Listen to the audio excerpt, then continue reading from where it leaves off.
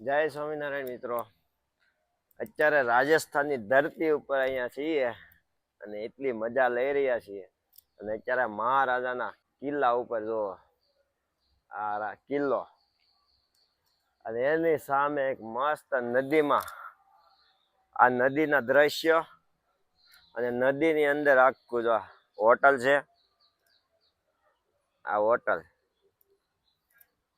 ત્યાં જવા માટે છે ને આખી બોટમાં જવું પડે છે. બોટથી અંદર લઈ જવામાં આવે છે અને હવે આપણે જઈશું કિલ્લાની અંદર. અને કિલ્લાની અંદર આપણે જવાના છે. ત્યાંનો આખો એક મસ્ત ગેટની અંદર આપણે પ્રસાર થઈશું. અંદર આવી ગયા આખો કિલ્લો, કિલ્લાના ગેટ, બહારના દ્રશ્યો છે. એટલા મસ્ત દેખાય છે. એનું કોતરકામ, જગ્યા એટલી મસ્ત. ગેટની અંદર એન્ટ્રી કરતા જ અંદર તો કેટલા ઓલા ખૂતા છે. હુમલો કરવામાં આવતો ને ત્યારે પેલા ખૂતા નાખવામાં આવતા. જો આ ખૂતા છે. અને અહીં મહારાજા ઉદયસિંહ જે 1537 થી 1572 લગીને જે રાજ કર્યું છે તે છે. અને ત્યાર પછી અહીંયા આવી ગયા 1572 થી 1537 મહારાણા પ્રતાપસિંહ. આવી રીતે બધા અલગ અલગ બધા મહારાજા જો અહીંથી રાજ્ય ચાલુ કર્યું હતું. જે 1537 થી રાજ્ય ચાલુ થયું હતું તેના બધા મહારાજાના પોસ્ટરો અહીંયા લગાવવામાં આવ્યા છે. 1754 થી 1761 આ બધા મહારાજાના પોસ્ટર અત્યારે અહીંયા લગાવી દીધા છે. લાસ્ટ 1984 થી 2025 મહારાણા અરવિંદ સિંહ. અને ત્યાર પછી આપણે હતા ત્યારે હાલ શ્રીજી ડોક્ટર લક્ષરાજા સિંહ મેવાડ. અને 2025 છે. અને અત્યારે રાજા એ રાજ કરી રહ્યા છે આ મેવાડનું. અને આખું રાજ્યનું જો દ્રશ્ય કેટલું કિલ્લાની અંદર પ્રવેશ કરતા પહેલા તો એના ધારિયા કટારો ને એવું બધું છે. ત્યાર પછી આગળ વધતા જે એનો પહેરવેશ છે, એના કપડા, તે પહેરવેશ આપણે ગુજરાતી ભાષામાં જે લેંગો લેંગો કપડા કપની આપણે કહીએ ને આપણી ગુજરાતી ભાષામાં કપની એ છે. જે તે લોખંડનું છે, લોખંડના છે.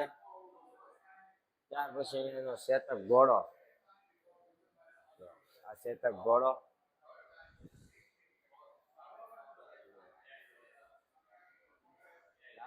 ઓરિજિનલ એને પણ જો હાથીની સોળ પહેરાવવામાં આવી છે. અને ત્યાર પછી એના ભાલા બધું છે અહીંયા. બધા અલગ અલગ એના બધા છે પહેરવેશો બધા.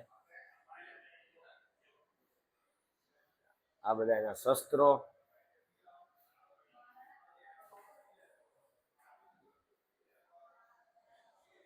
બધી અદભુત વસ્તુઓ, બધી એની યુદ્ધ વખતે કઈ રાજાશાહી હતું તે બધું અહીંયા અત્યારે મ્યુઝિયમમાં લગાવવામાં આવ્યું છે. અહીંયા જો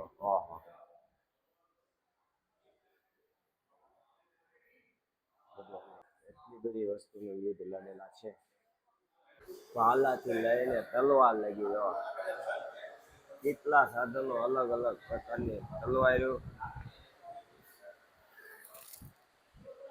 આ બાજુ ઝીણા ઝીણા સાટા, છરી, ભાલા અને બંદૂકો જો ભાલા અને બંદૂકો કેટલી બધી. આ કેવડું યુદ્ધ લડતા છે ત્યાંની બંદૂક લડે છે. આ બાજુ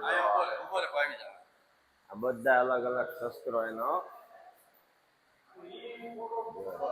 કેટલા શસ્ત્રો, એટલા શસ્ત્રો આપણે જે જોયા જ નહીં. પહેલી વખત આપણે મહારાણા પ્રતાપની ત્યાં આવ્યા અને આપણે જોવા મળ્યા છે. સામે પણ કેટલા શોપીસ બધા શસ્ત્રો, તે ભાલા ને એવું છે. હવે મહારાણા પ્રતાપના કિલ્લા ઉપર આપણે ચડીશું. આ કિલ્લો છે, આપણે જવાનું છે અહીંયા ઉપર. બધી પાઇપ જો સોનાની એવી લાગે ને. મહારાણા પ્રતાપજી અહીંયા બેઠા છે. અંદર આપણે એન્ટ્રી કરી રહ્યા છે. દરવાજા બધા જો નાના નાના છે. અહીંયા વાંકું વળીને જવું પડે, બધી અલગ અલગ દિશાઓ. આ પાછો બીજો નાનો દરવાજો. અંદર જવાનું આખું એન્ટ્રેન્સ છે. આ બધા રૂમ એના દરવાજા લઈ જાવ આપણે જૂનવાણી નાના નાના દરવાજા.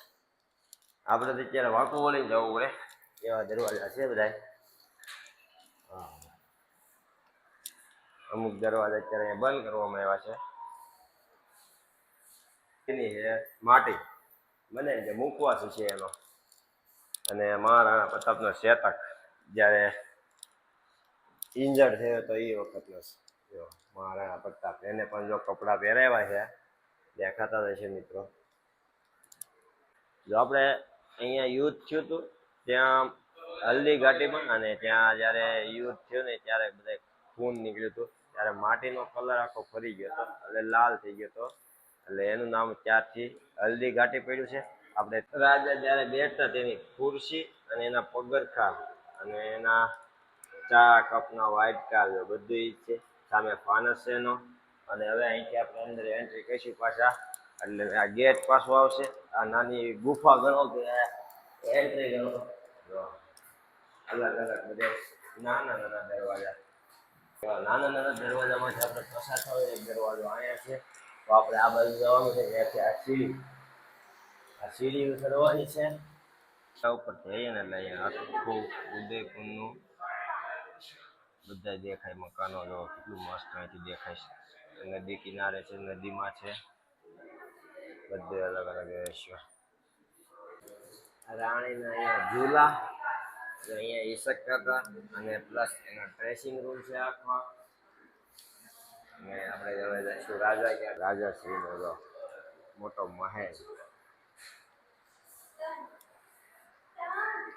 રાજાના કિલ્લા ઉપરથી જો આખું સિટી અહીંથી દેખાય છે. જેટલું મોટું સિટી છે એ આખું સિટી અહીંયા ઊભો બધું જ દેખાય છે.